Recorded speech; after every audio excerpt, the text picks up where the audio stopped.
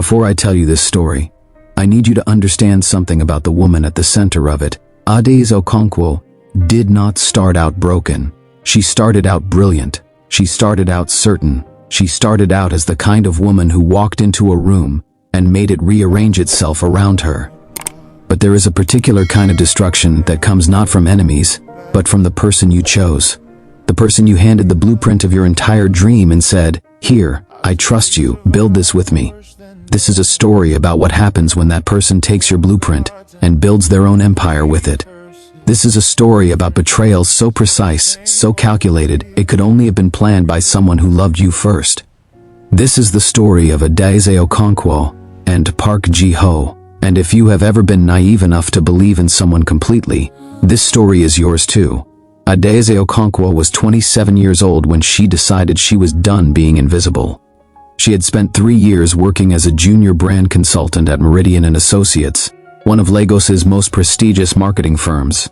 She was good at her job, exceptionally good. She had a gift for seeing what a brand was trying to say and then saying it better, in a language people actually felt.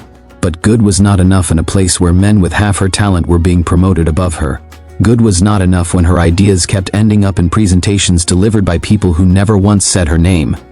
Her mother, Mama Okonkwo, a woman who had raised 3 children alone after Ada's father left for London and simply never came back, had a saying, "Odigi onye ga erihe, inuchara anunani."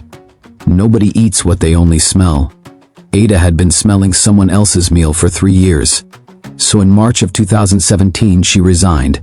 She took her savings, 470,000 naira, nearly everything she had, rented a small office space in Surulere, bought a second-hand MacBook, and registered a business. She called it Adenola Creative Studio, Adenola. In Yoruba, Crown has returned home. She intended to bring something home. The first year was brutal. She lost 3 clients, gained 5, lost 2 more. She ate jollof rice with boiled eggs for months because it was cheap and filling, and she could make a pot last 4 days. She worked 14-hour days. She cried exactly twice. Once in a client meeting bathroom, when a man told her she was too emotional for business, and once at 3 a.m. when her electricity bill came, and she had nothing left to pay it with. But by year 2, 2019, something shifted. Adenola had built a reputation for culturally intelligent branding, not the generic Pan-African aesthetic everyone was copying. Something specific, something that understood the difference between selling to Lagos and selling to Abuja, the difference between what a Yoruba grandmother finds aspirational and what a young Igbo professional wants to see reflected back at her. Brands started calling Ada, not the other way around. By the end of 2019, Adenola Creative Studio had 3 full-time staff, a waiting list, and an invitation to present at a Pan-African Branding Summit in Accra. It was at that summit, in October 2019, that she met Park Ji-ho. Park Ji-ho was 31 years old, and he looked exactly like the kind of man who had been taught his whole life that the world was a problem he was qualified to solve. He was Korean-Nigerian. His mother, Ngozi Park, had met his father while she was a student in Seoul in the 1980s.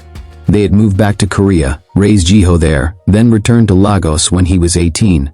He had grown up between 2 worlds, never fully belonging to either, which had given him an extraordinary thing, the ability to read any room.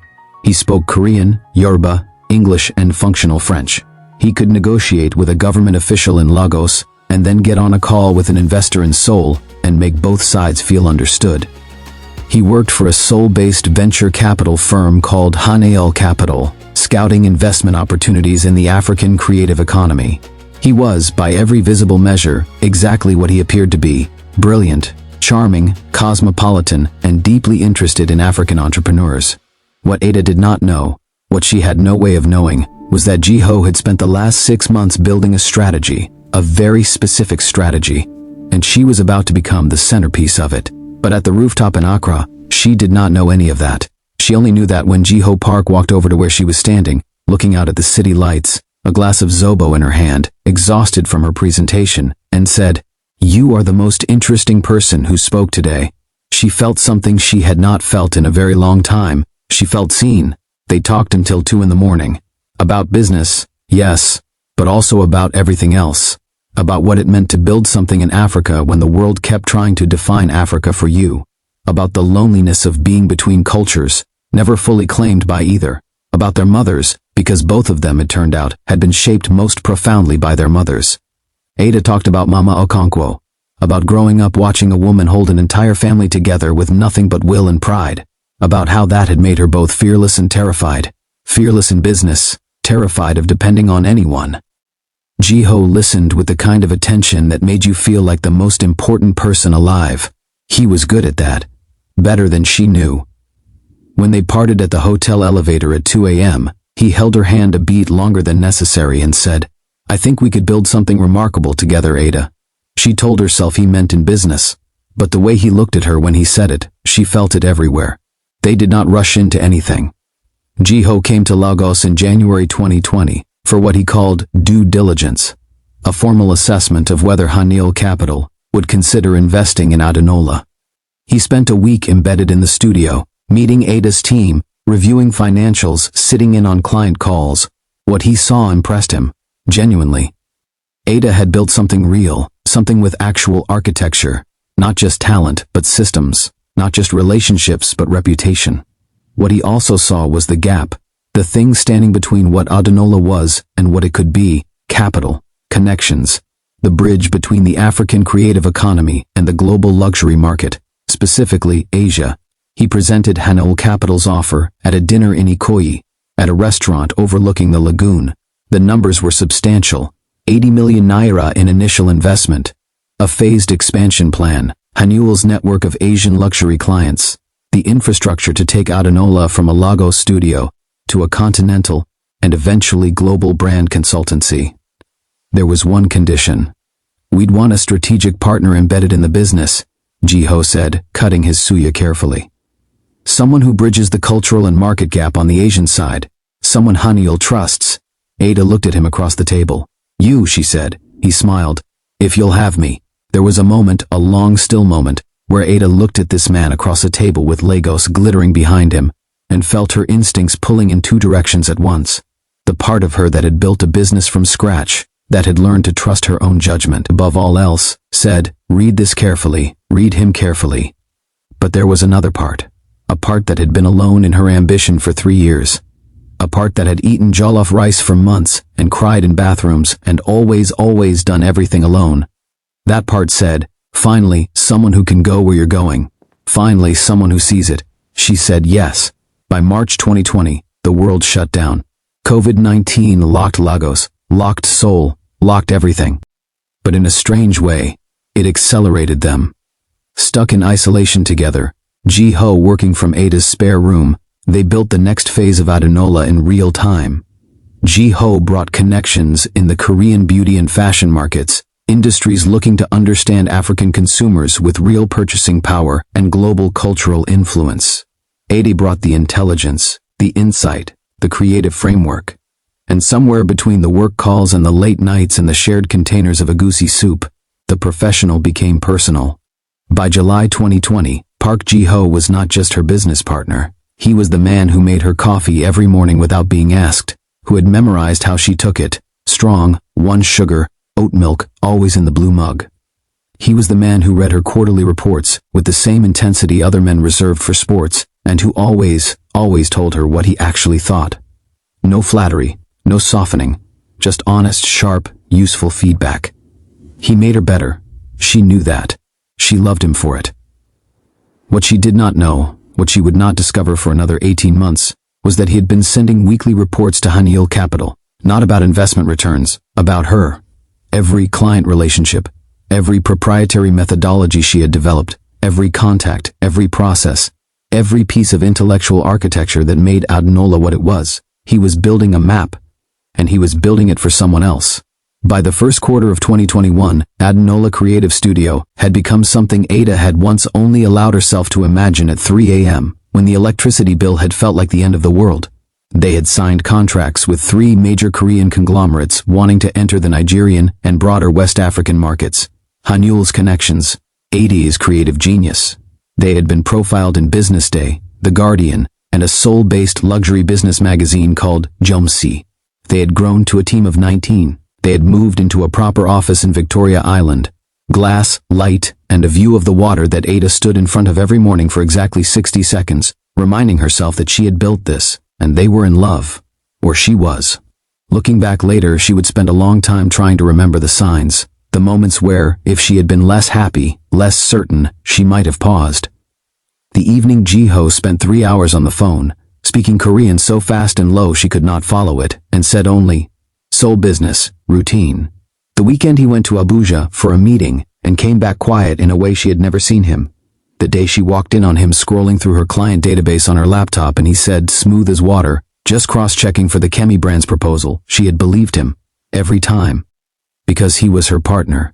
Because she loved him. Because after years of being invisible, she had finally found someone who saw the whole of her, her ambition, her vision, her complexity, and chose to stay.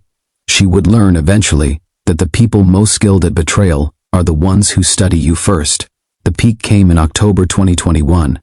Adenola won the contract to lead the African market entry strategy for Haesong Group, one of Korea's biggest fashion conglomerates. A 3-year deal worth 400 million naira. The biggest contract in the company's history. They threw a party. Ada wore red, the color of courage, her mother always said.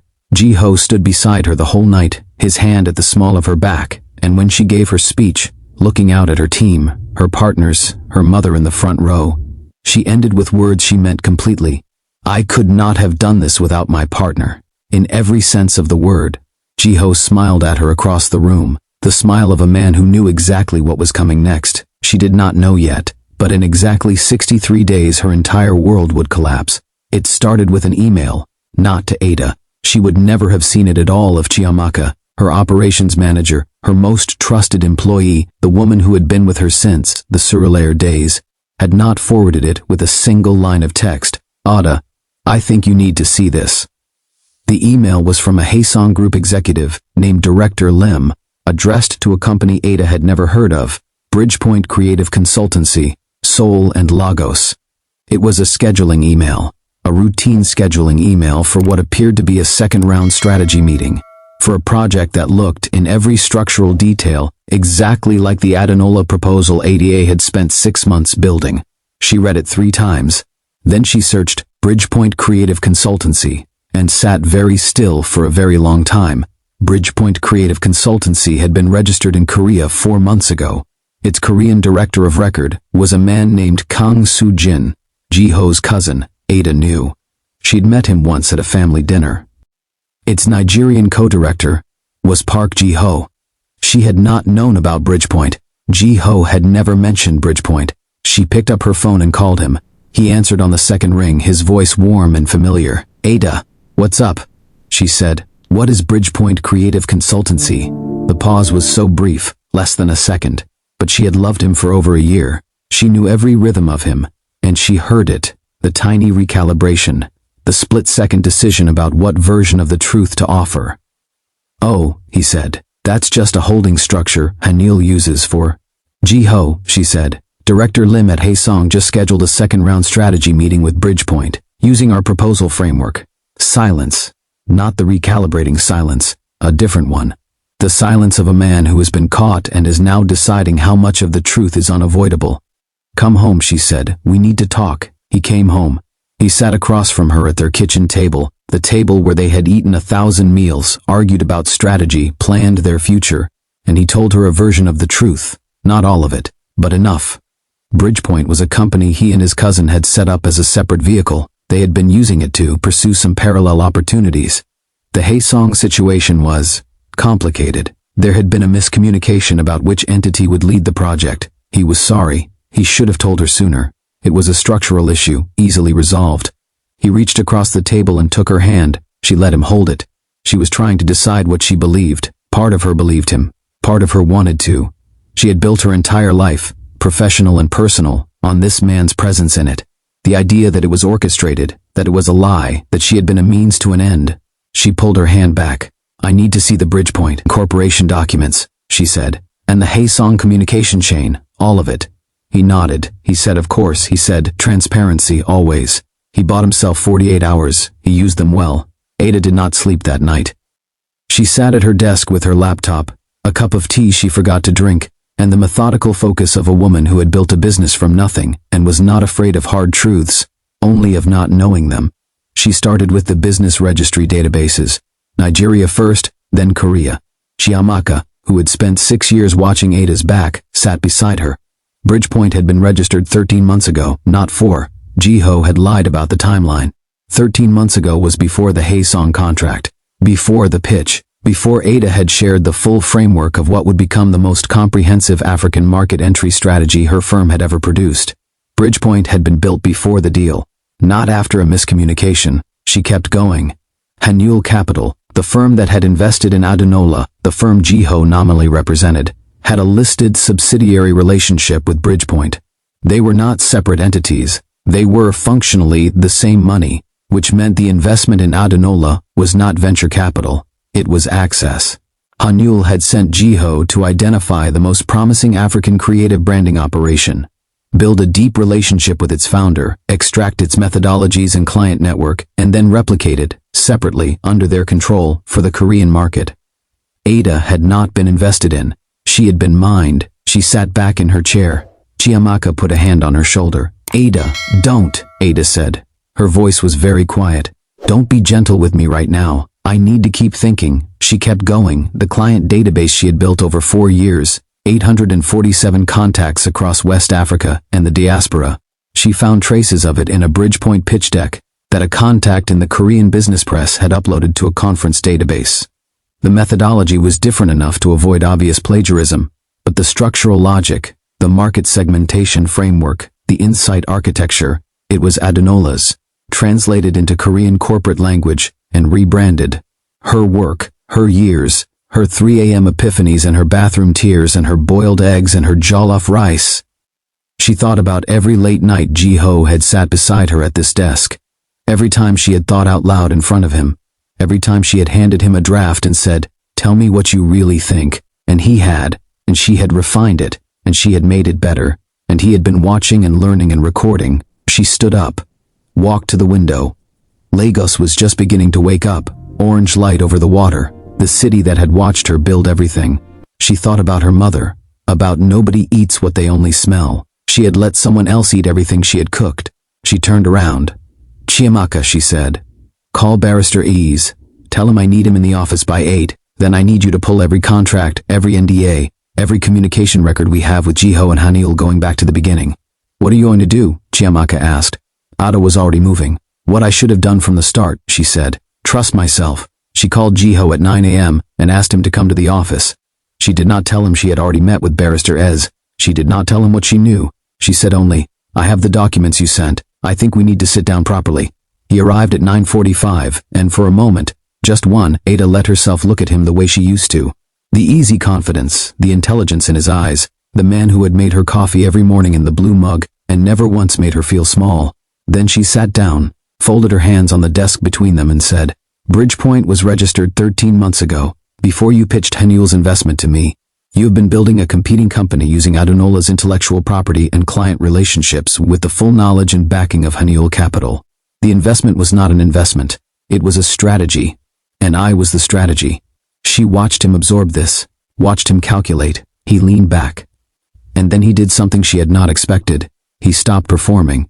The warmth went out of his face, not all at once but like a light being dimmed, and what was left underneath was something that looked like Jiho but more tired, more honest, more sad. "You weren't supposed to find out this way," he said. "How was I supposed to find out?" A pause. "I thought when Bridgepoint was established you would be invited to lead it, as the primary creative director." The plan changed. "What plan?" He was quiet. "Jiho," her voice did not shake, she was proud of that. "Was any of it real?" He looked at her for a long moment. "In the beginning," he said finally, "it was a job. You were a target, a talent profile Hanyul wanted access to. I was sent to assess and if possible acquire." Something split open in Ada's chest, but she did not move. "And then," she said. He looked away. "And then I met you, and it got complicated." "Did you use my work?" Silence. "Then yes." "Did you give Hanyul access to my client database?" "Yes." "Is the Haesong contract going to Bridgepoint?" The longest silence yet. Then very quietly, "It already has." The room was absolutely still. Ada stood up. "Get out of my office," she said. And send Barrister Adaeze the Haniel shareholder documents before end of day. If I have to subpoena them, I will make sure it is very public. He stood, he looked at her, and she saw it in his face, the genuine thing, whatever it was. The part of the story he had not manufactured. Go, she said. He went. When the door closed, Tiamaka appeared from the adjoining room. She crossed the office, wrapped her arms around Ada from behind, and held on. Ada stood there. She did not cry. She was too far inside something too large for tears. She was already planning. The next 2 months were the worst of Ada's life, and Ada had had some very hard months. News of the dispute between Adunola and Bridgepoint leaked. These things always do in Lagos, a city where business and gossip share the same bloodstream. The version that circulated first was not accurate.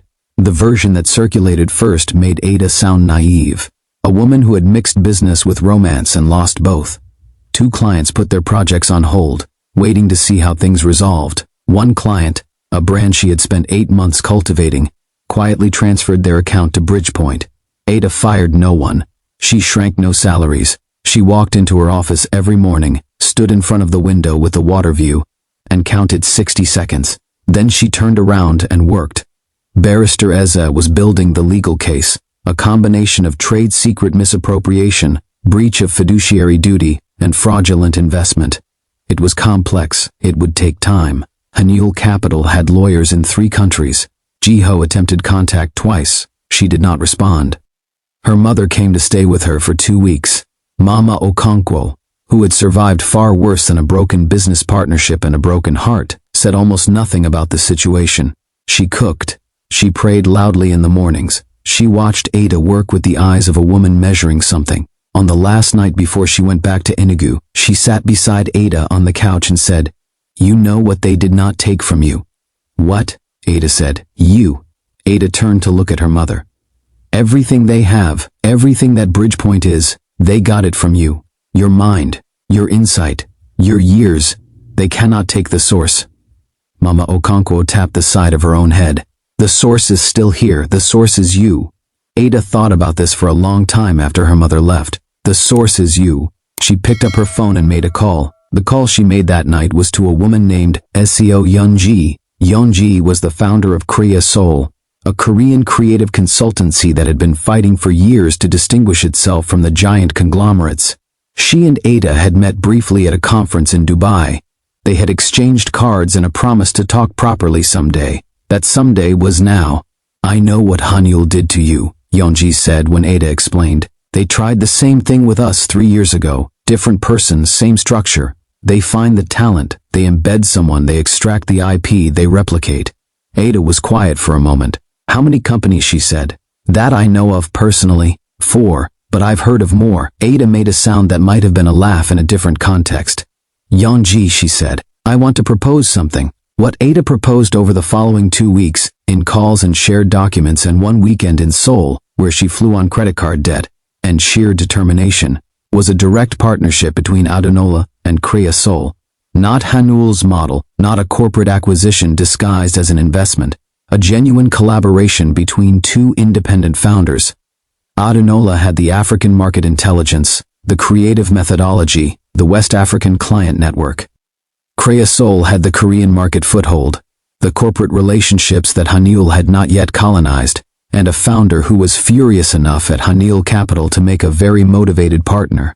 Together, they had something Bridgepoint didn't have: authenticity, real creative leadership on both sides, real cultural intelligence, not extracted and repackaged but lived. "Bridgepoint is a photocopy," Ada told Yeonji. "Clients eventually notice the difference between a photocopy and an original. Let's make sure they have a clear original to compare to." They called the partnership ASEM, a Korean word meaning world, and also, Ada noted, close to the Igbo word ASEM, meaning matter of concern. ASEM Creative Alliance, a bridge between 2 worlds that neither colonized the other. They filed the partnership paperwork in both Lagos and Seoul within 3 weeks. Then Ada did something Jiho had not accounted for in his calculations. She called every client, every single one on her list, personally, not to complain about Bridgepoint, not to explain the situation.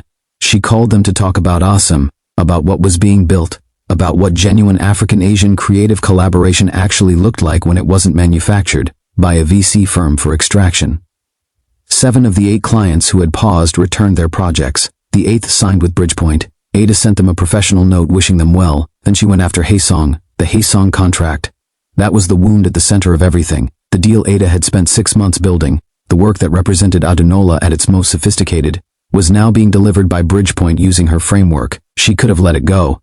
Barrister Eze advised her to focus on the legal case and not create more friction until they had a clearer picture of the court timeline.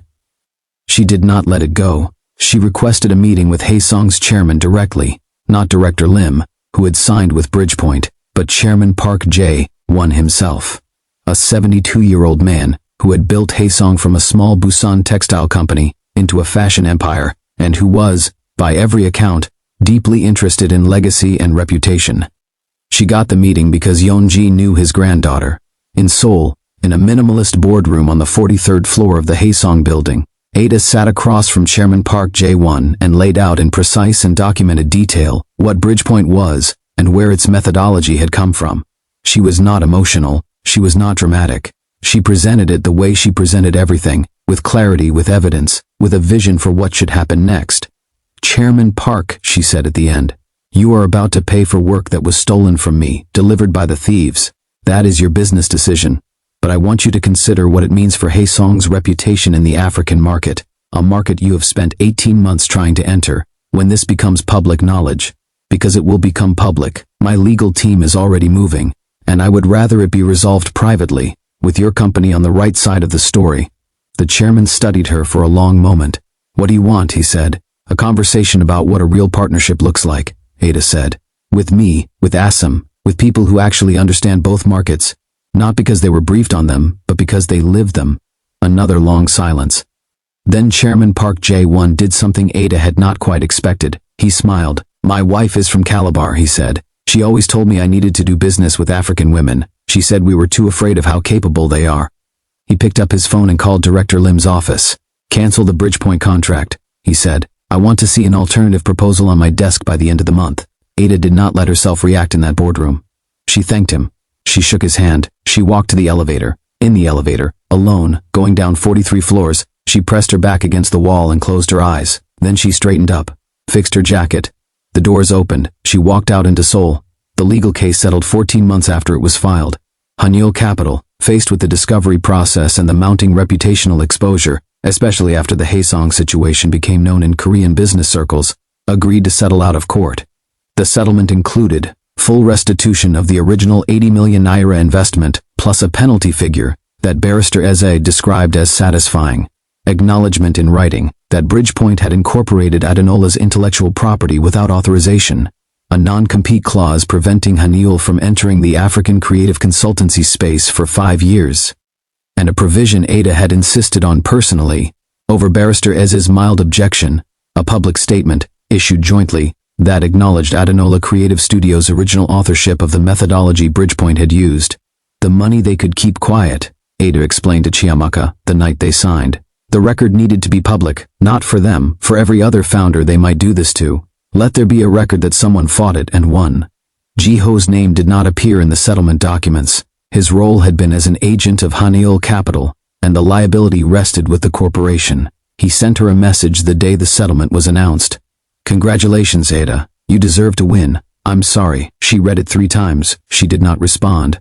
There was nothing to say that was adequate, and there was nothing he could offer that she needed. She was, for the first time in 2 years, completely free.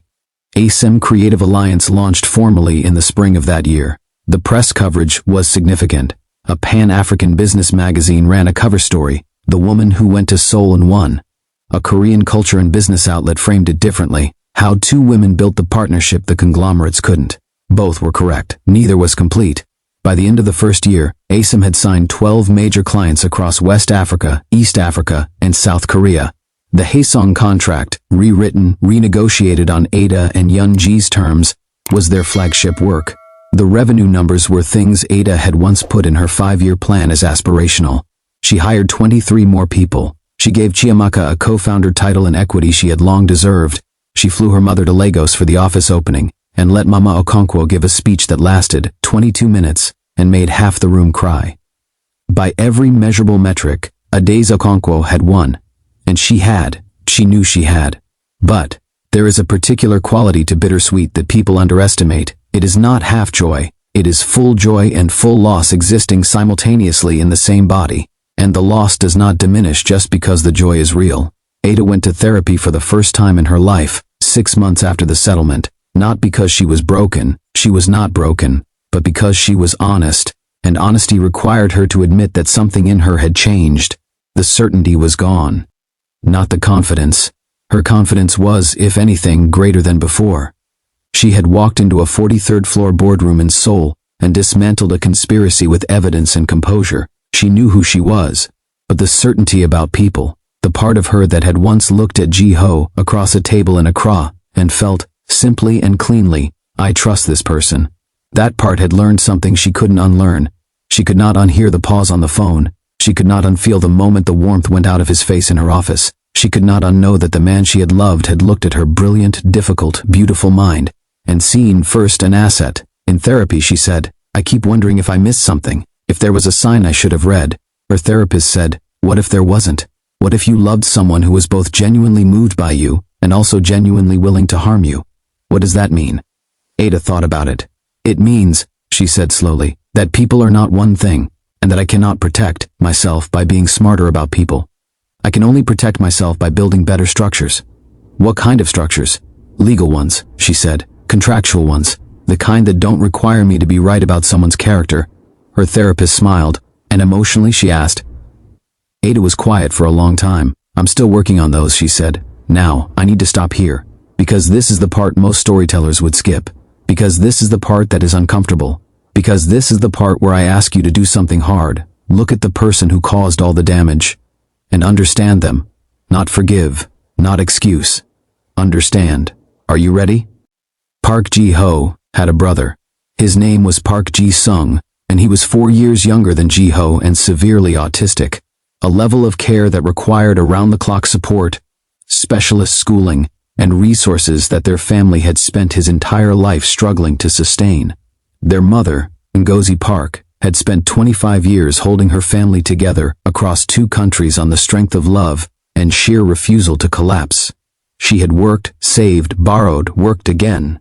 She had done everything, but Ji-sung was getting older, and in Korea, the support systems for adults with severe autism were almost entirely privately funded, ruinously expensive, and dependent on family wealth that the Parks simply did not have.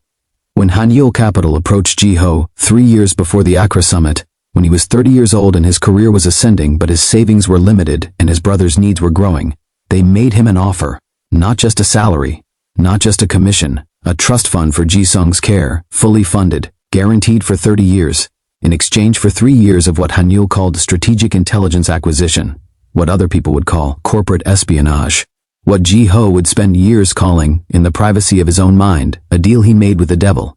He had tried at various points to find another way. He had applied for government support. He had researched charities. He had calculated whether his own earning trajectory could cover the costs. It couldn't. Not for 30 years. Not at the level Ji-sung needed. So he said yes. And then he went to Accra. And he stood on a rooftop. And a woman turned around and looked at him with the full force of her intelligence and her ambition and her loneliness, and he saw her, and she was not an abstraction or a target profile. She was Adaeze. And she was remarkable. He had done it anyway. He had done it because the alternative was his brother losing the care that kept him safe and human and loved. And you can call that a moral failure, it is. And you can call it understandable, it also is. That is the terrible thing about it. Ji-ho never stopped caring about Ada. He also never stopped doing what he had promised to do. He held both truths at the same time, which is the specific moral condition of people who make choices in impossible circumstances. After the settlement, he left Hanyul Capital. He took a position at a small social enterprise in Lagos that worked with neurodiverse adults. Half the salary, all of the conscience. Ji-sung's trust fund remained intact, that had been secured, whatever else happened. Ji-ho did not tell Ada any of this. He had forfeited the right to explain himself when he chose to go ahead with the extraction instead of coming to her honestly and risking a different outcome. He carried it quietly. Some things can be understood without being forgiven. Some things can be forgiven without being forgotten. The question of which category this falls into, Ada would tell you, is one she's still working on. They ran into each other on a Tuesday afternoon at a bookshop in Ikeja. Ada was looking for a copy of a memoir she'd been meaning to read. Ji-ho was there because he still loved books, and because the city was still their city, regardless of history. She saw him first. She almost left. She didn't. They stood in the business section with 3 feet of space between them and had the strangest conversation of Ada's adult life. Polite, careful, real. He told her about the social enterprise. He did not tell her about Ji-sung. That still felt like an explanation she had not invited. She told him ASM had just signed their first East African client, Nairobi. He said, "Of course, you are always going to get to Nairobi." She looked at him. Was any of it real, she asked. The same question she'd asked in her kitchen that morning. Everything broke, but quieter now, less desperate. He met her eyes. "Yes," he said. "That part was the most real thing I've done." She nodded. She picked up her book. "Take care of yourself, Ji-ho," she said. "You too," he said. "You will, though. You always do." She walked to the register. She paid. She left.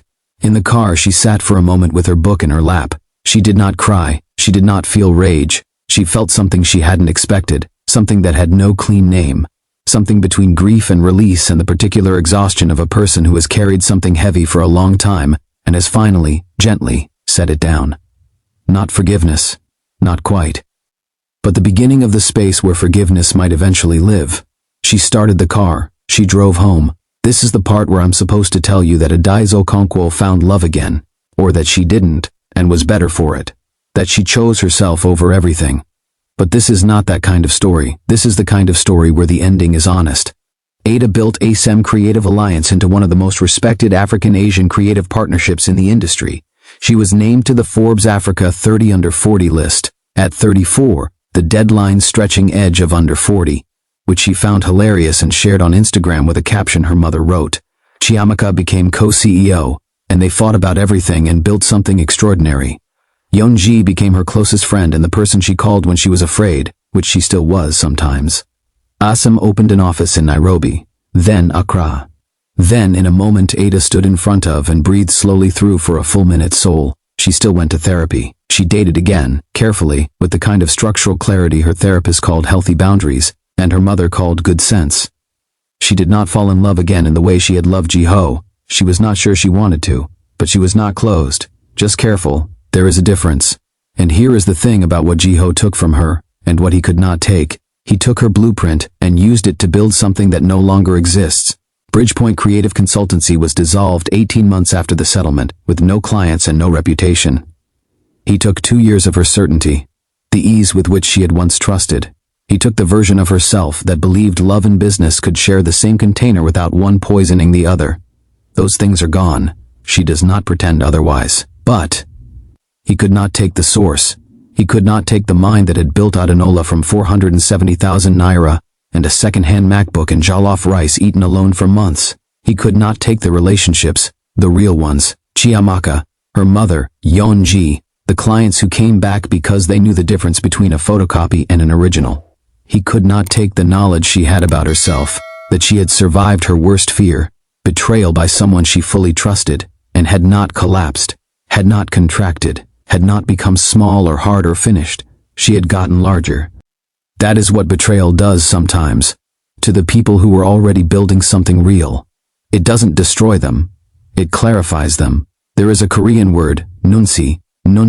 It means the ability to read a room, to sense what is unspoken, to feel the emotional temperature of a situation before anyone has articulated it.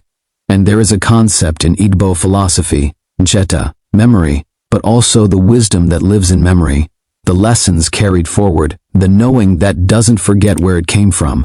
Nunchi and ncheta, reading the room and remembering the lesson. Ada has both now. She walks into rooms differently. She reads people with more patience and less certainty, which, counterintuitively, makes her more accurate. She builds contracts the way she once built creative decks, with care, with specificity, with zero assumptions. She still stands at her window in the Victoria Island office every morning, still counts 60 seconds, still looks at the water. But what she feels now, in those 60 seconds, is not the hunger of someone who is trying to prove herself. It is something quieter, gratitude, not for the betrayal. She will not romanticize pain. She refuses to tell you that it was all worth it, or that she needed to suffer to grow. Gratitude for the fact that she is still here, still building. That the source, the irreducible, unextractable, untransferable source, was never in his hands. It was always in hers. It was always her. Adaeze Okonkwo did not start out broken. She did not end up broken either. She ended up honest. And in this world, in this industry, in this life, that is a rarer and more valuable thing.